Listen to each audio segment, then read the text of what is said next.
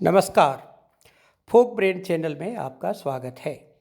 आज हम लोग बात करने जा रहे हैं देवघर, झारखंड में अवस्थित देवघर अर्थात शिव की नगरी देवघर अर्थात 12 ज्योतिर्लिंगों में एक ज्योतिर्लिंग जिसकी स्थापना अगर लोक मान्यताओं को माने तो साक्षात रावण ने किया था। इसके बारे में किंवदंती यह है कि रावण शिव का अनन्य भक्त था, ये हम सभी जानते हैं। और दशानन रावण प्रतिदिन शिव को पूजा करने के बाद अपने 10 गर्दन को शिव के ऊपर समर्पित कर देता था। शिव बहुत खुश हो गए और रावण को कहा, मांगो, क्या वरदान मांगते हो। रावण ने कहा कि आप हमें यही वरदान दीजिए कि आप हमारे साथ लंका चलिए। शिव मान गए, लेकिन शिव ने एक शर्त रख दिया। शर्त यह था कि रावण जहाँ रुक जाएगा शिव वहीं पर विराजमान हो जाएंगे। रावण जोश में लेकिन भक्ति से पूर्ण होकर शिव को लेकर चलने लगा। चलता रहा।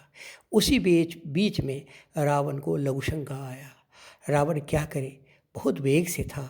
रावण ने शिव से निवेदन किया कि मुझे थोड़ा सा समय दिया जाए। शिव ने कहा तथास्तु। और रावण इतना देर तक लघुशंका करता रहा। अंत में शिव ने कहा कि ठीक है, अब मैं यहीं अवस्थित होता हूँ। रावण आया और शिव को कहा कि आप चलिए। शिव ने कहा नहीं, तुमने अपना समय गंवा दिया है। रावण गुस्से से शिव को अपने अंगूठी से प्रहार किया, लेकिन शिव वहीं विराजमान हो गए। उसके बाद मान्यता यह है कि 12 ज्योतिर्लिंगों में यह एक प्रमुख ज्योतिर्लिंग है जो झारखंड में अवस्थित है और इसको बैद्यनाथ कहा जाता है। बैजनाथ का संस्कृत शब्द है। कहते हैं कि बैजू नाम का एक गरेड़िया या ग्वाला था जो प्रतिदिन वहाँ अवस्थित जो शिवलिंग था उसको एक पत्थर समझ के डंडा से मारता था और वह उसका नित्यकर्म था। एक दिन जब शाम में वो भोजन कर रहा था तो उसे ये एहसास हुआ कि आज तो उस पत्थर पर उसने मारा ही नहीं। वह दौड़ के गया और जैसे ही पत्थर उठाया शिव साक्षात स्वरूप में वहाँ पहुँच गए और शिव ने कहा कि मांगो, क्या वरदान मांगते हो।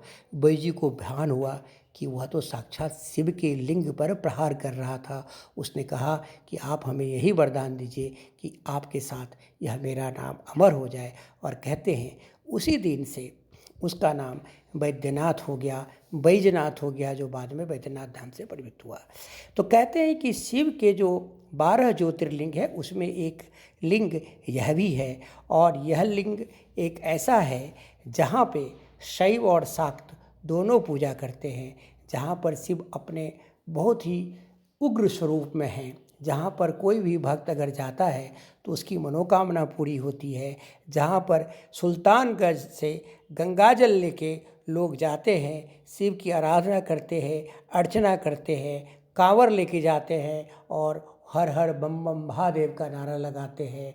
वह एक ऐसा पवित्र स्थली है। अभी इतना ही, लेकिन हम लोग लगातार इस पर चर्चा करते रहेंगे, विद्वान भी करते रहेंगे। फोक ब्रेन के साथ जुटे रहिए। धन्यवाद।